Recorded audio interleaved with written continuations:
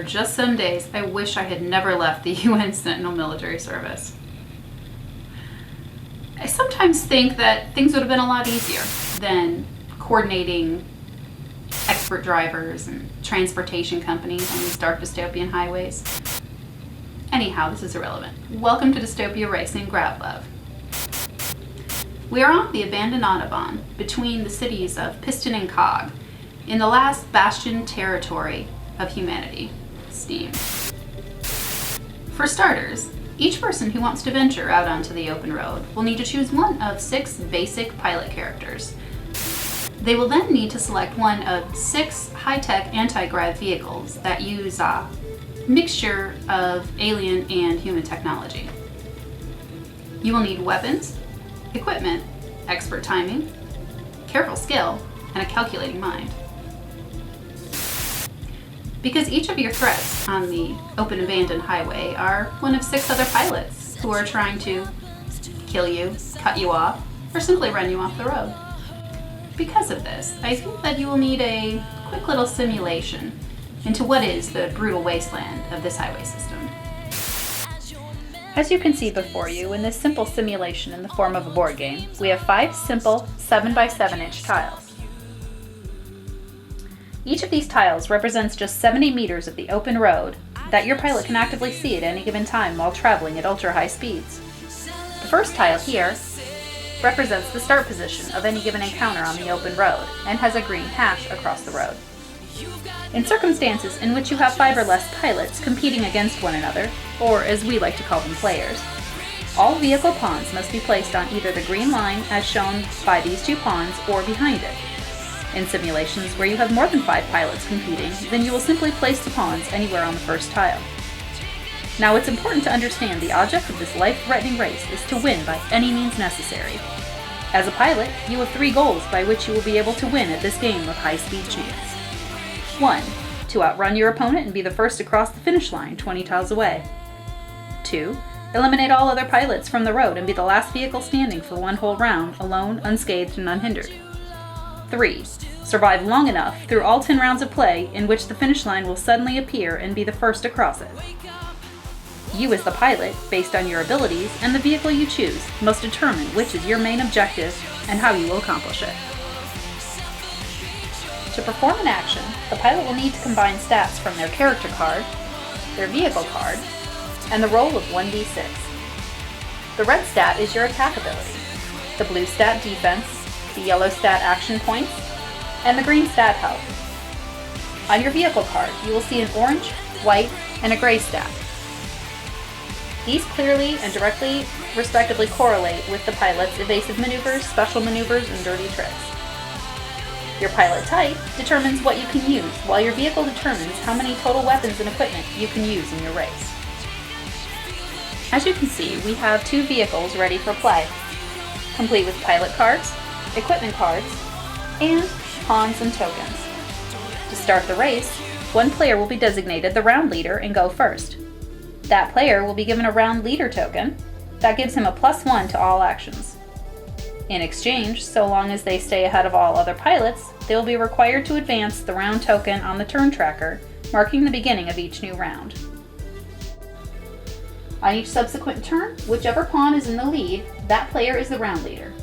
If there is a tie, then the pilot's yellow action stat is used, along with a single d6. Within each tile are 5 colored obstacles. The blue obstacles block the ground level, such as wreckage and potholes. Purple objects block the second elevation, or Tier 2, such as signs or overpasses. Red objects are completely impassable. They block both ground level and Tier 2 objects. Yellow objects are ramps that allow vehicles to move from Tier 1 into Tier 2, or Tier 2 into Tier 1. Lastly, green objects operate uncontrollable booster squares, doubling the current speed. After you have moved your pawn the desired distance, you may at any time deploy various maneuvers as you need them. Some cards have the ability to place what's called a ready token on them. These are special cards that you can activate on a prior round and then delay action till you need them, such as this card here. These special cards, when used, operate as an instant action. Most are single use and can be only used once per ready token placed upon the item. Once expired, They must be purchased again, either on the same turn or a later turn, and then again used at a later time after they have been purchased. It is important to understand that on the first round, pilots cannot use dirty tricks. It's not allowed until the second turn. However, on the second round you can, and you may from that point forward. Now at any time, you can make a basic attack against your opponent by doing simple things like ramming them. Any basic attack actions require the use of action points, which are in turn also used to perform many of the other maneuvers. The Tokumei pilot's vehicle will try a basic bump attack against the core police's vehicle. To perform this action, a player simply announces that it is going to attempt to bump the other vehicle. The attacking player then spends 2 action tokens to make the bump action, and then combines both of the red stats, plus 1d6 red. The defending player then spends 2 action tokens to make a basic defensive action of over-accelerating. This player then adds together the blue stats, plus 1 blue d6.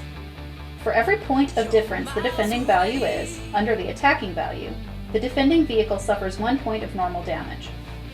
For every 3 points of normal damage dealt in a single action, the defending vehicle suffers 1 point of actual damage, represented by a damage token placed upon the vehicle's stat sheet.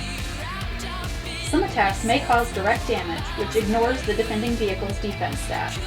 When rolling for direct damage, a set number of black d6 are rolled. The resulting sum is the amount of damage tokens the vehicle suffers. If at any time the number of actual damage tokens exceed the vehicle's green health stat, that vehicle explodes and is replaced with a set number of crash tokens equal to the size of the vehicle. When a vehicle crashes, the crash tokens are placed into the game environment from the position of the crashing vehicle and then moved forward up to the vehicle's current speed until it collides with either another vehicle or obstacle. Once the tokens have been placed into the game environment, then debris tokens are also placed following the debris rules. It is now the beginning of the second round. The core police goes first again, since he is the round leader.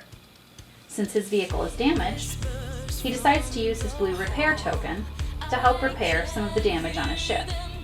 He rolls 1 white d6 and scores a 3, which repairs 1 point of damage. Now the pilot begins to move his pawn again, but this time he only moves his pawn 6 squares, because the core political pilot drops a smokescreen dirty trick directly in front of the Tokumei vehicle. This specific action does not require any special roll. The pilot simply places the smokescreen token, like so, behind the back end of his pawn. He then flips over 1 active token on his smokescreen card, showing that the dirty trick is no longer available. If this pilot had an ammo token beside or on the smokescreen card, then the pilot could spend the ammo token to get another active token to use at a later time. You're allowed to be as cutthroat as you desire against any other player. These items can do things like set fire to the road, KO the pilot, electrocute the pilot, cause system malfunctions, disrupt your opponent's ability to even control the vehicle, or fire large rockets and micronukes. The core political pilot has now completed its turn. It is now the Tokumei pilot's turn. Seeing the smokescreen in front of him, the Tokumei pilot decides to use an overburn token. He spends this token by flipping it over and then rolls 1 white d6. Because he rolled a 5, he now gets to add the sum of 3d6 to add to his movement points for this round. So 10 plus 18 for a total movement of 28 squares. Since this vehicle has moved 28 squares, its speed is 28. The pilot may need to make a control check, and he'll have to score higher than a 28 to keep control of his vehicle. Now, if at any time a pilot loses control of their vehicle, depending on the action made, the pilot may end up going into one of a number of different uncontrolled spins. When a vehicle loses control, it spins chaotically out of control.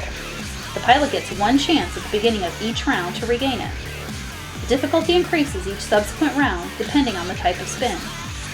The pilot itself can suffer a wide list of ill effects, such as getting KO points, pilot damage, and even if the spin is extreme enough, pilot death. If at any time the pilot of a vehicle dies, the vehicle goes out of control and will continue its last action indefinitely until it crashes or leaves the game environment.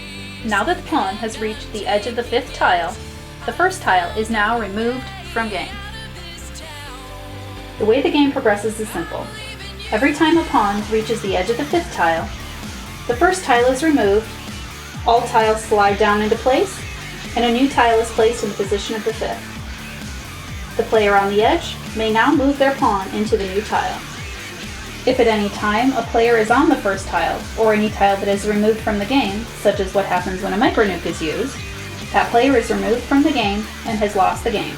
This will be a piece that is available in the Advanced Expansion Set. As you can clearly see, there is a wide diversity of potential conflicts already pre-established in this fallen world. Average runtime of this game is about 1 hour. However, a game can be as quick as 15 minutes. With such a wide variety of weapons, equipment, resources, vehicles, and even characters, the basic set provides enough resources for up to 6 people to play the game.